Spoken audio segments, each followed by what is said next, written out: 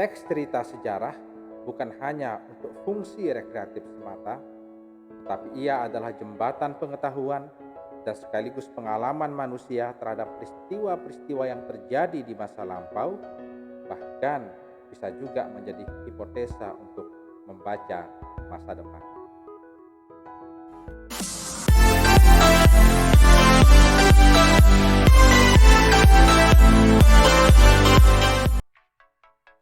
Halo sahabat pelajar, Assalamualaikum warahmatullahi wabarakatuh. Jumpa lagi dengan saya dalam video pembelajaran bahasa Indonesia.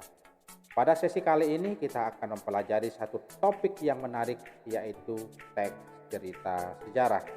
Adapun poin-poin yang akan kita pelajari di antaranya, yang pertama terkait dengan pemahaman konsep cerita sejarah, meliputi definisi dan bentuk-bentuk teks cerita sejarah, kemudian fungsi teks cerita sejarah, struktur teks cerita sejarah, kaidah kebahasaan, dan nilai-nilai dalam teks cerita sejarah.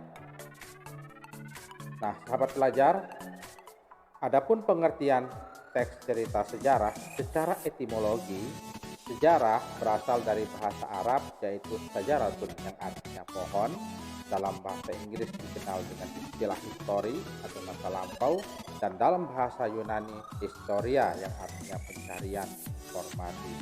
Berdasarkan makna secara etimologi ini, maka dapat kita definisikan bahwa sejarah merupakan rangkaian peristiwa yang terjadi berkaitan dengan kehidupan manusia di masa lampau. Adapun teks cerita sejarah adalah teks yang menjelaskan dan menceritakan tentang fakta dan kejadian masa lalu yang menjadi latar belakang terjadinya sesuatu yang mempunyai nilai sejarah. Dari definisi teks cerita sejarah ini, kita dapat menemukan 3 kata kunci. Yang pertama adalah adanya peristiwa, yang kedua adanya fakta, dan yang ketiga mempunyai nilai sejarah.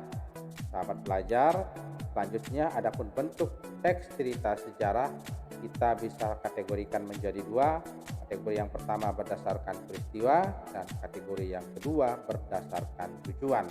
Nah, berdasarkan peristiwa ada cerita sejarah yang benar-benar terjadi atau yang kita kenal dengan istilah cerita sejarah non-fiksi, dan ada cerita sejarah imajinatif seperti novel, cerpen, dongeng, dan lain-lain, atau yang kita kenal dengan istilah sejarah cerita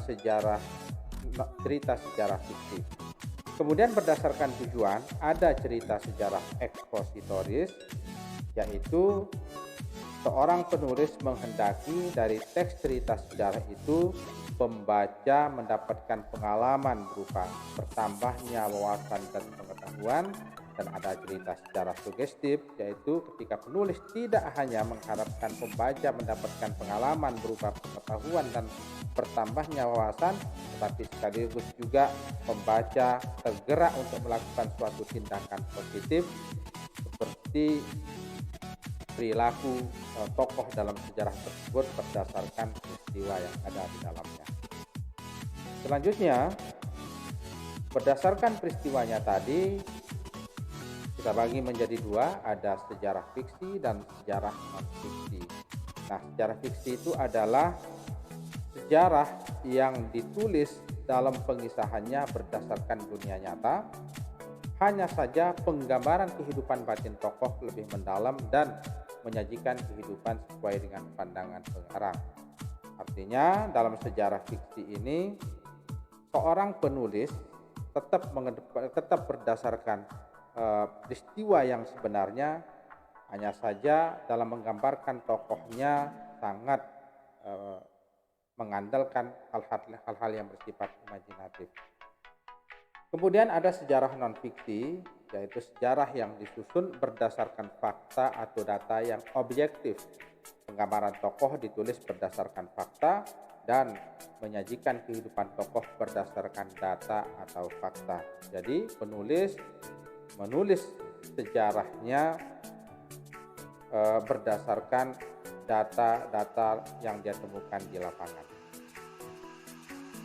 Selanjutnya, adapun fungsi teks cerita sejarah, ada fungsi rekreatif, fungsi inspiratif, fungsi nasionalis, dan fungsi edukasi. edukatif. Jadi sahabat pelajar, teks cerita sejarah ini bisa dijadikan sebagai alternatif hiburan karena bersifat rekreatif. Ketika membaca teks cerita sejarah, maka kita akan menemukan hiburan, kita akan merasa bahagia dan happy. Kemudian ada fungsi inspiratif, yaitu dalam teks cerita sejarah banyak hal baik dari segi peristiwa maupun perilaku tokoh yang dapat dicontoh, dan dari cerita tersebut juga kemudian seorang pembaca tergerak hatinya untuk melakukan suatu tindakan berdasarkan peristiwa dan perilaku tokoh yang ada di dalamnya.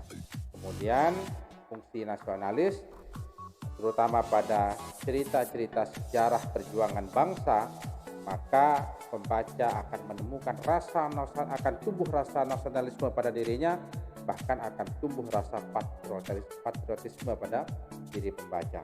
Dan yang terakhir adalah fungsi edukatif, di mana dalam teks cerita sejarah banyak sekali hal-hal yang bernilai edukatif, mendidik, dan membangun kepribadian pembacanya.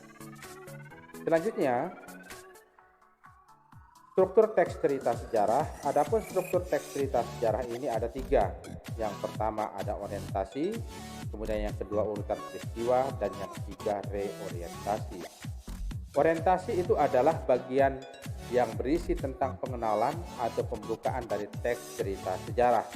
Biasanya berisi mengenai penjelasan singkat dari suatu peristiwa yang diceritakan. Orientasi ini terdapat pada paragraf pertama dalam teks cerita sejarah. Selanjutnya ada urutan peristiwa yang merupakan rekaman peristiwa sejarah yang terjadi, umumnya disampaikan dalam urutan kronologis. Kronologis artinya ada rangkaian peristiwa yang diceritakan sejak peristiwa itu belum terjadi, ketika peristiwa itu berlangsung, dan setelah peristiwa itu terjadi. Nah, urutan peristiwa ini biasanya ada pada paragraf kedua, paragraf 3, dan seterusnya. Dan yang terakhir adalah reorientasi, yaitu berisi komentar pribadi penulis tentang peristiwa atau kejadian sejarah yang diceritakan.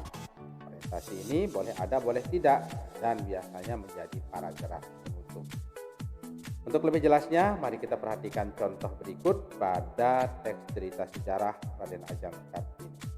Bagian orientasi, Raden Ajeng Kartini atau yang kita kenal dengan Ibu Kartini, dia adalah salah satu keturunan keluarga terpandang yang lahir pada tanggal 21 April 1879. Beliau pernah duduk di bangku sekolah dasar sampai tamat. Beliau tidak pernah puas akan ilmu pengetahuan dan membuat beliau ingin melanjutkan ke jenjang yang lebih tinggi. Namun ayahnya tidak sependapat dengan beliau untuk melanjutkan pendidikannya. Nah, ini adalah bagian pengenalan, kira-kira akan seperti apa nanti cerita dari Raden Ajeng Kartini. Setidaknya bagian orientasi ini membuka pengetahuan awal pembaca terhadap tokoh yang akan disajikan atau diceritakan dalam teks sejarah. Selanjutnya bagian yang kedua yaitu peristiwa dan masalah. Adat di keluarganya yaitu seorang gadis atau wanita yang belum menikah belum dibolehkan keluar rumah atau dipingit. Untuk mengisi waktu luangnya, beliau membaca buku ilmu pengetahuan yang ia miliki. Beliau memang gemar membaca atau buku-buku, menjadi kesehariannya jika banyak waktu luang. Bahkan dia tidak takut untuk bertanya kepada ayahnya bila dia tidak mengerti atau kurang paham. Kartini mempunyai teman yang banyak di Belanda dan sering berkomunikasi dengan mereka. Bahkan pernah meminta kepada Mr. J.H. Abendanon untuk memberikan dirinya beasiswa untuk bersekolah di Belanda. Belum sempat menyampaikan keinginannya, beliau dinikahkan dengan Adipati Rembang yang bernama Raden Adipati Boyo Diningrat. Kalau kita perhatikan pada rangkaian peristiwa ini ada peristiwa dan sekaligus juga ada masalah yang dihadapi oleh Raden Ajeng Kartini. Selanjutnya bagian reorientasi, kita tidak boleh melupakan jasa Raden Ajeng Kartini. Kita harus mengenang jasa dan meniru sifatnya yang pantang menyerah terhadap masalah apapun. Nah, jelas ya, pada bagian reorientasi ini penulis memberikan komentarnya, pendapatnya terkait dengan sosok dari yang diceritakan dalam teks cerita sejarah tersebut, yaitu Raden Ajeng Kartini. Sudah jelas ya sahabat pelajar terkait dengan teks cerita sejarah. Selanjutnya kita akan membahas tentang kaidah kebahasaan. Adapun kaidah kebahasaan dalam teks cerita sejarah, biasanya dalam teks cerita sejarah itu menggunakan pronomina, kata ganti, baik kata ganti orang pertama tunggal maupun jamak, seperti kata aku, saya yang merupakan kata ganti orang pertama tunggal, atau kami, kita sebagai kata ganti orang pertama jamak. Selanjutnya dia, ia sebagai kata ganti orang ketiga tunggal, atau mereka sebagai kata ganti orang ketiga jamak. Berikutnya menggunakan frase adverbial, yaitu frase dengan keterangan kata sifat. Jadi setiap gabungan kata yang memiliki keterangan kata sifat itu disebut sebagai frase adverbial.